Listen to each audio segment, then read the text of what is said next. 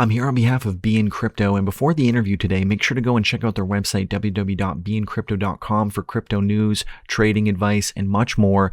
Also, you can join their Telegram at BeInCrypto community to discuss trading and be a part of the community there. Now for the video. Hey everyone, I'm Scott Cunningham, aka Scottsy Business, and today we're here with Ryan Taylor, who is the CEO of Dash. Thank you so much for being on the show, and would you just like to start off by telling everyone a little bit about yourself?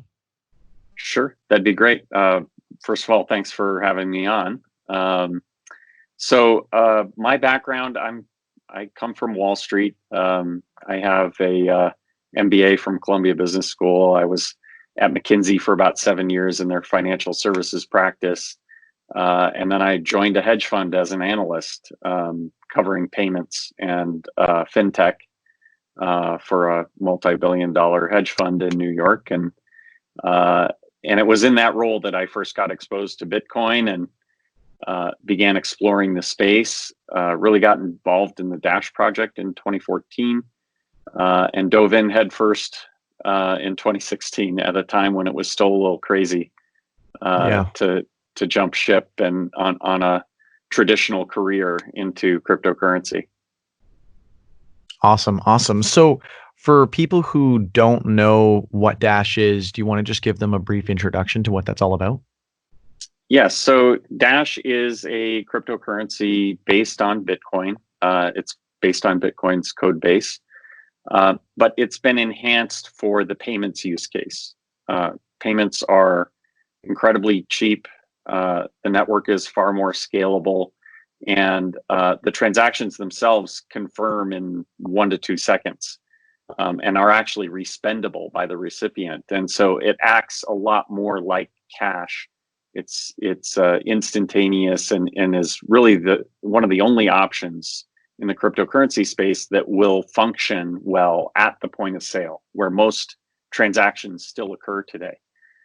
So that's really what Dash has been aiming to do. We've seen adoption in a number of different areas, but certainly geographically, Venezuela has been kind of a leading market for us, where literally thousands of merchants accept Dash as a payment method, and we have a thriving community there. So Dash is really aiming to bring the promise of cryptocurrency to the world and have it work in the real world.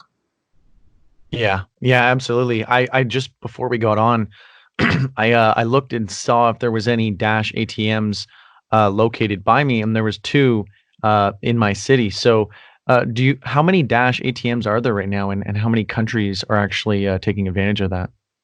Well, last I checked, there were well over 1,000 ATMs globally. It's one of the most integrated into the ATM networks across the globe.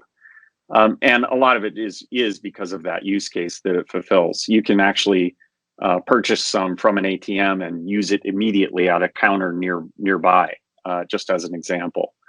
And so it has a really good user experience for people that, at the ATM that don't want to be waiting. With other cryptocurrencies, you may have to deposit to the ATM and go do something for a half hour or an hour, and then come back with your receipt and scan it, and then it will dispense the cash. So for people that are just looking to use it for dispensing, remittances or making a remittance to someone else in another country, it's a solution that just makes a lot more sense from a user experience perspective. Yeah, absolutely agree. So you sort of touched on this, but would you like to sort of dive into the problem that Dash sets out to solve? Yeah, I think that really the big picture issue that Dash is trying to solve is usability. I think for a lot of people, this is a really powerful technology, but it's difficult to easily understand. It's not like downloading a PayPal wallet or a Venmo wallet or something and creating a username, and instantly you're up and running and understand how it works. It's intuitive. With cryptocurrency, you're dealing with cryptographic addresses that don't have labels attached to them. You're you're already dealing in a different currency, and things don't happen as instantaneously as they should, relative to the centralized services we're used to using.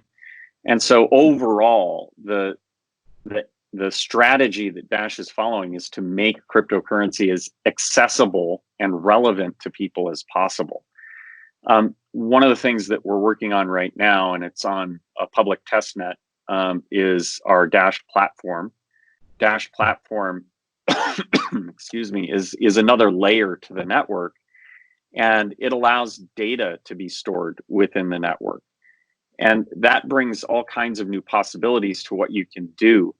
One of the first things we're doing is creating usernames with that layer that allows a user to create a username, to friend other users, have them be able to accept that friend request. And now I can just pay your username. I don't need to worry about exchanging an address with you via email that could be intercepted by a hacker.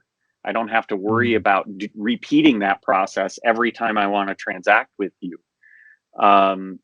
And so it really raises the bar on what the user experience of using cryptocurrency can be. But there are all kinds of other applications for that. You could create an invoicing app that shares with the payment request, hey, here's your purchase order number that you gave me to reference this particular invoice, and here's the invoice number, the bill of lading, whatever information you need to include, and then have the recipient be able to respond to that request within the network also. And so all of the data flows through the network, similar to how all the data flows through an application that a fintech application that you might be using. It also allows that data to sync across your devices. So I can have the same user account on my tablet as I have on my desktop or my mobile phone. And so, if I create a friend request in one of those devices, it should sync across all of them. So it brings the best of both worlds. It brings the user experience of a centralized solution with the decentralized benefits of a permissionless network like Dash. And so that's kind of the vision for what we're trying to bring together. Now, you could imagine all kinds of other applications that could be built, loyalty, rewards, offers, all kinds of benefits to actually switch and use it as part of your daily life. So we're doing all of those things too. Awesome. So, would you ever see that, or is there any potentiality that could evolve into something like a social media application? Well, there's actually one already being developed. It's a replica of Twitter, and it's called Memo Dash. You can try it out on DevNet. It actually allows you to, again, using your Dash username, then post messages. You can tip other users with micropayments and say, hey, I liked your post, and send a bit of Dash their way. So we're incorporating that payment and social aspects together. Awesome. That's great. So how did Dash get its name originally? Well, Dash is a portmanteau of digital and cash. So it's just those two words smashed together.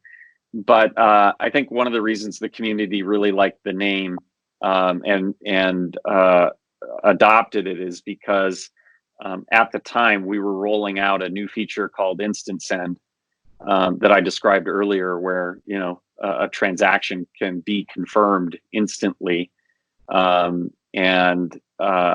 so it evoked that as well, and that's really become our main defining feature, is the speed of the network, and it really opens up use cases that other cryptocurrencies can't address. Yeah, absolutely. Yeah, I think the development aspect of Dash is really promising, and I'm really excited to see how the social media platform sort of builds out, and I'll definitely test that myself. So can you share a little bit about the recent proposal that you made for changing the block reward allocation to improve Dash as a store of value? Yeah, so some background on this. Unlike Bitcoin, one of the things we changed about it is we felt like there's more than one thing necessary for the network to function well. In the case of Bitcoin, 100% of the block reward and 100% of the mining, of the transaction fees, excuse me, they all go towards mining.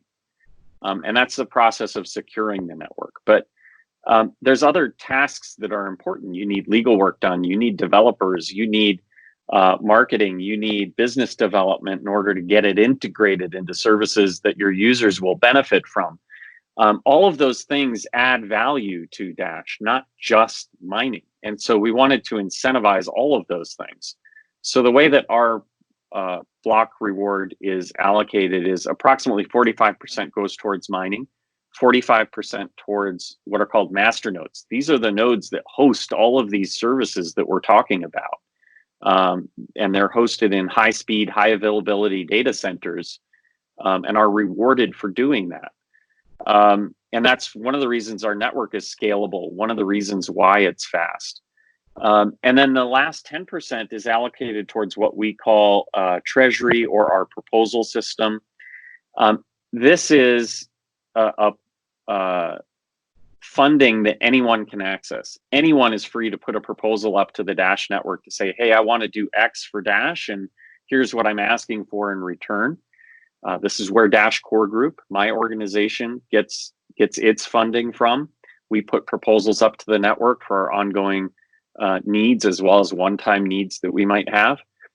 And the network then votes on those proposals, and the highest ranking proposals pay out as part of that monthly super cycle or super block that pays out a large chunk all at once. And so in this way, Dash is able to fund itself. It's not reliant on donors. It's not reliant on a foundation. It's not reliant on ICO money. And it can change on a monthly basis where that funding is going based on need and based on who's delivering. And so it's a really effective way of providing for all of the things that are needed for the community to move forward. Now, we have done reallocations in the past. The last time that we had a reallocation was in late 2015. So it's been a while. And what we identified is that the last couple of years, Dash has really underperformed the market. And in parallel with that, our circulating supply has been growing at a high rate relative to our competitors in the space. A block reallocation encourages certain behavior changes, and what we're proposing is shifting some of the miner rewards towards master nodes. And what that will do is encourage the creation of master nodes, and it will actually remove coins from circulating supply in the process. How does it do that? Well, if you incentivize more master nodes, each master node is required to collateralize 1,000 Dash as part of their master node. That prevents any one person from controlling a large number or a large share of that layer of the network. But it also has the effect of requiring operators to go out and buy 1,000 Dash. And what that will do is lower the growth rate of our circulating supply to a more acceptable number for the next few years, until we reach a point where the emission schedule itself reduces the growth rate of the circulating supply naturally. So it's kind of we're basically doing a bit of, it's complicated, but we're doing a bit of financial engineering and incentives of the economics on our network in order to slow the growth rate of our circulating supply to a more acceptable level. Because if that growth rate in circulating supply is high, you effectively have the same effects as inflation. It devalues the currency. And that has a snowballing effect. When you see that Dash has underperformed for a while, you might see some of your users lose confidence in it and move on to other projects. And so that can have a compounding effect then. And so what we're proposing is a very slow reallocation over the next 6 years or so, that will mitigate that issue for us and allow us to really compete on our growth. And our growth in transactions, on the other hand, is very, very high. We've had double-digit, triple-digit year-on-year growth, quarter on quarter for the last 2 years, and it's been very consistent. We've been getting adopted, but when you face this issue, it really makes it difficult for us to maintain our market ranking position when it comes to market cap. So we think this will address that issue and allow Dash to kind of capture the real value that we've been creating with the technologies we've been rolling out and the real world adoption we've been gaining. Yeah, absolutely. Yeah, I think you guys have definitely really thought this through. And to me, that's like from how you explained it, that definitely sounds like, it's looking up going forward, and that should definitely help and improve the network a lot. Another thing I wanted to touch on was why Dash, from a regulatory standpoint, should be treated the same as Bitcoin, because there's a lot of people who might see differently, but I'd like to hear your explanation for that. Well, there's two different aspects that have been kind of, I'd say, the most interesting about Dash when it comes to regulatory. The first is whether or not it's a security. And the second is its privacy functions. It's kind of well known as having some privacy capabilities built into it. And so those are the two areas that we've kind of received the most questions from, say, exchanges and things like that. On the issue of the first one, we actually engaged with the SEC back in 2018 to explain to them our network, because some of the exchanges were getting questions from the SEC at that time to say, hey, there's these organizations that are funded by the blockchain, why isn't this a security? And we went through a pretty rigorous process of developing a set of legal arguments, and then presenting those to the SEC. And it seems like they agree with us. Those questions have largely gone away. Subsequent to that, we got a Crypto Rating Council rating of 1.0, which is the same as Bitcoin. It is the lowest and best score you can achieve on the Crypto Rating Council scale. So I think it's very clear at this point that Dash is not a security. We never held an ICO. There is no centralized issuer. There really are very few, if any, reasons why you could point to Dash being a security on par with Bitcoin itself. And so I think that issue is completely resolved at this point. We don't even get questions about it. On the issue of privacy, there's been a lot of noise about the FATF travel rule and other things that are getting implemented, and whether or not so-called privacy coins can be compliant with that. And one of the misnomers about Dash is that we don't have private addresses. We don't have private transactions in the sense that anything is obscured. The amounts are displayed in every transaction. The addresses, inputs, outputs, everything is displayed and fully analyzable. What we utilize in our private send function is CoinJoin, which is a technique for complicating transactions to the point that they're more difficult for analytics firms to analyze those. CoinJoin is available and has been available with Bitcoin since 2013. And in fact, we conducted private send transactions, exact duplicates of them, on Bitcoin's blockchain, just to show that there's no functional difference, no legally definable difference between the transactions.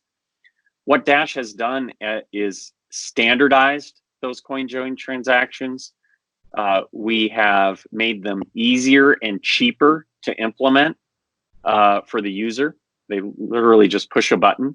But making something simpler or easier does not make it legally different in any way. And so, we've had to do a great deal of education with regulators. We engage with them regularly with regulators across the globe. Same with exchanges. So it's a education process to show them that there are no legally definable differences between the transactions themselves. This does differ from other networks like Zcash or Monero, where there are obfuscated addresses, obfuscated amounts, and other things.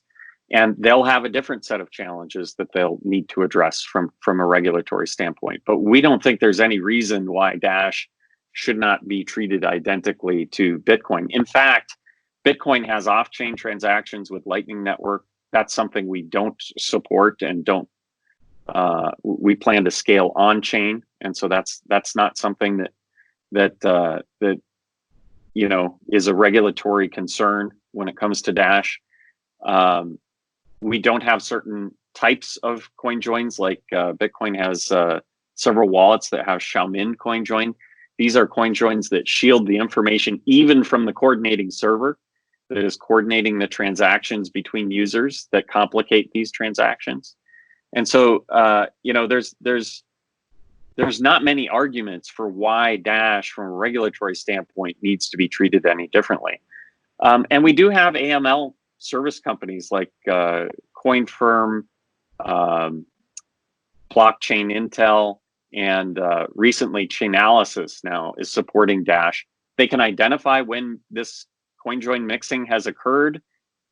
They can appropriately risk score it, and they can even attempt to analyze those transactions to determine if they can narrow down the range of potential originating addresses. So there's really no differences here. And those are the arguments we're making to regulators. And once they understand it, I think that they're comfortable that, there really are no regulatory differences, and anything they apply to Bitcoin can just as easily be applied to Dash and should address any of those concerns. Yeah, one thing that I noticed when I tried testing CoinJoin with Bitcoin was that it was very expensive. So how much cheaper actually is it to do it with Dash? Well, the CoinJoin transactions themselves are free. They're actually fee-free transactions. And there are privacy reasons for that.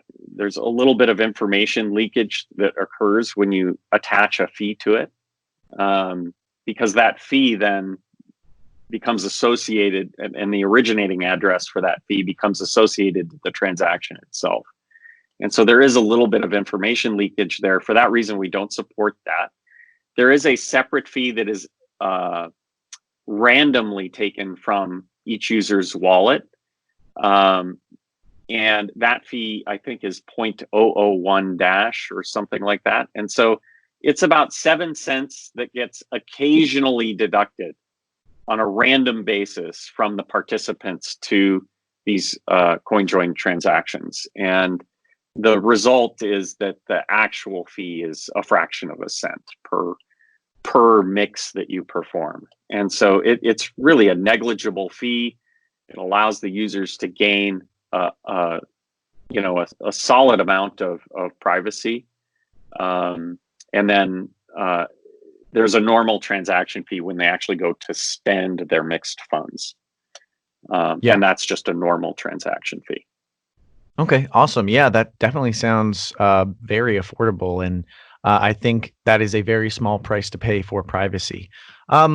Regarding Chainalysis, does that at all undermine the privacy of Dash, or is that not an issue?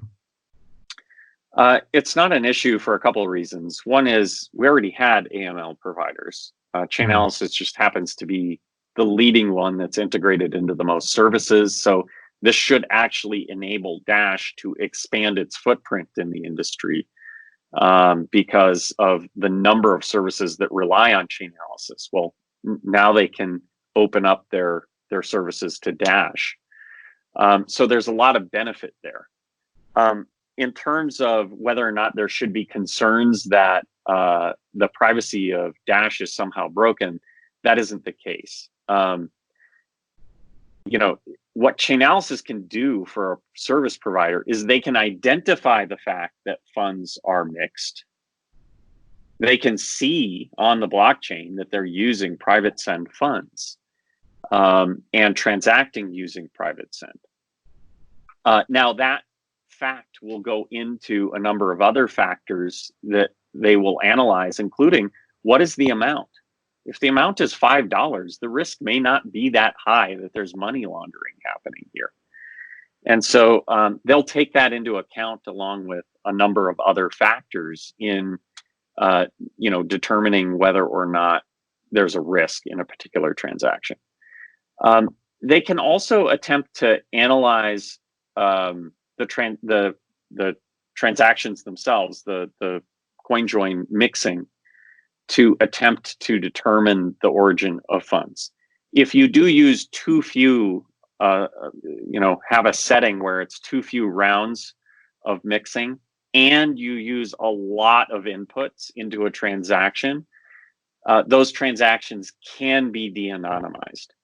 And there's actually a warning presented in the wallet itself that says, hey, you're using a lot of inputs here. Are you sure you want to do this? Because it can have an effect on how much privacy you gain there. The way that CoinJoin works is it creates uncertainty about the origin of funds. It's not that you can't trace it back to certain origins. And if you use too many inputs, it can actually rule certain origins out. And so depending on the number of rounds of mixing that you have, the more the better.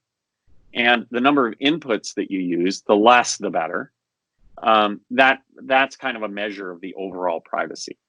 What Chainalysis would never be able to do is de-anonymize a transaction where mathematically you can't, right? And so, if users have a high desire for privacy, they should make their wallet have a higher setting for the number of rounds of mixing. They'll pay a bit more, but they'll get more privacy out of it.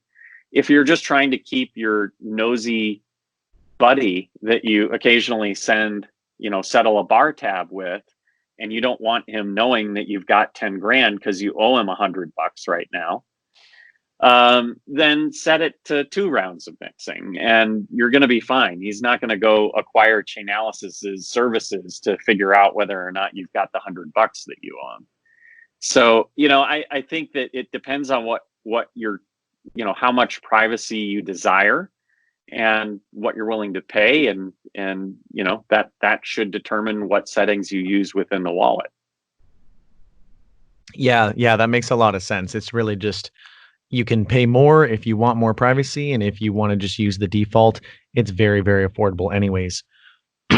So where do you see Dash going over the next year and then the next 5 years in the most ideal sense? Because, obviously it's hard to look that far ahead in the crypto space.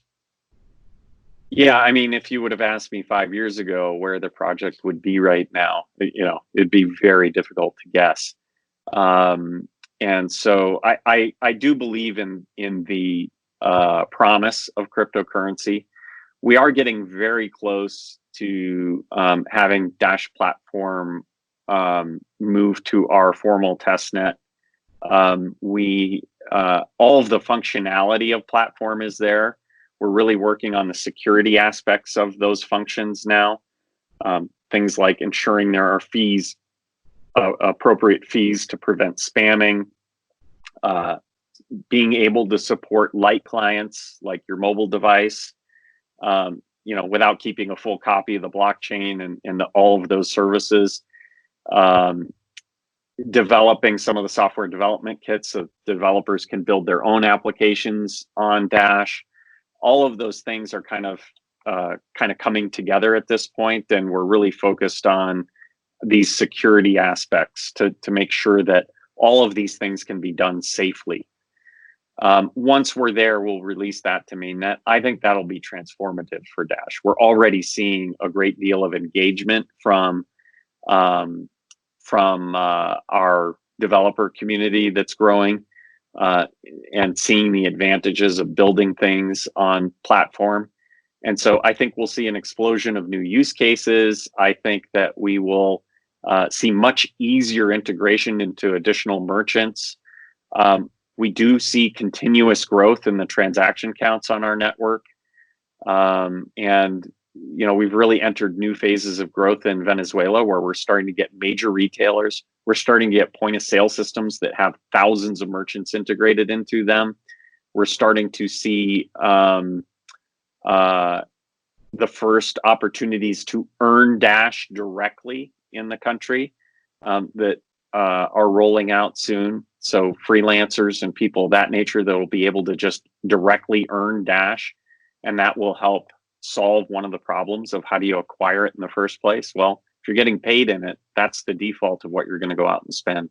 So there's just a lot of these exciting things that are happening that I think will only grow over the next 5 years. And just as they have for the last 2-3 years. And so I think that we're really on to some use cases that Dash can build from and develop real economies and real ecosystems around. And so that's what I'm most excited about over the next 5 years. And I really think that the money printing that is occurring right now has to show up at some point. I mean, it's already shown up in asset prices, but this is going to flow through to the value of our currency. And looking at the numbers like this week, the dollar is weakening. We're providing far more stimulus than, say, some of the economies in Europe, England, the Swiss franc. Those are going to be a better store of value than the US dollar is right now. And I think when the US dollar starts to see high rates of inflation, that's when I think there's going to be a real hard look at cryptocurrencies in general. And I think that rising tide is going to, rise all boats, Dash included.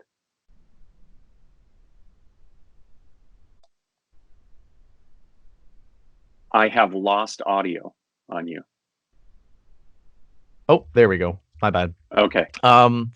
So are there any other big updates in the works for Dash? This is just the last question I have for you. So if there's anything else that we haven't touched on already that is in the works or set to release soon, if you'd like to touch on that. Well, we do have 0.16 out on testnet right now. In the near future here. And that incorporates a lot of Bitcoin's backports, optimizations, new user interfaces that are coming to our wallets. And so there's a large number of benefits. We didn't talk about that, but that's kind of happening right now. And we're excited to get that one out to mainnet. We do a major release about every 6 months.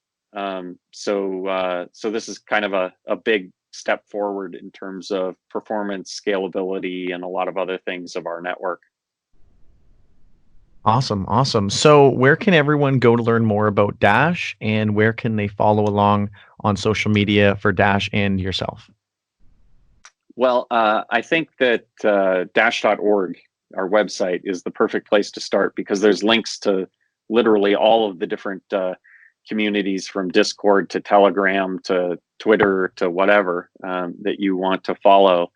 I think that our Twitter feed is particularly well followed, and pretty much everything gets posted there. It's DashPay is the Twitter handle. And my Twitter handle is rtaylor05. And those are that's probably the best platform to kind of follow us. But if you prefer another platform or Blockfolio, you can follow us there. There's a lot of different places that we're posting everything to make sure that it gets out to the entire community. Awesome. And I'll definitely be joining memo.dash and following along there as well. So again, thank you so much for coming on and sharing all these updates and all this great information. I think there's a lot of information packed in here that people can take advantage of, and that they might not be able to find anywhere else. So I really appreciate you coming on and doing this, and thank you so much. Well, thank you for having me on again, and I enjoyed it. Thanks for watching to the end of this video. Since you did, it would be great if you could give this video a like, comment, and subscribe to this channel. And you can find a lot more on www.BeInCrypto.com, and you can join the Telegram community and follow along there at BeInCrypto Community. Thank you for watching.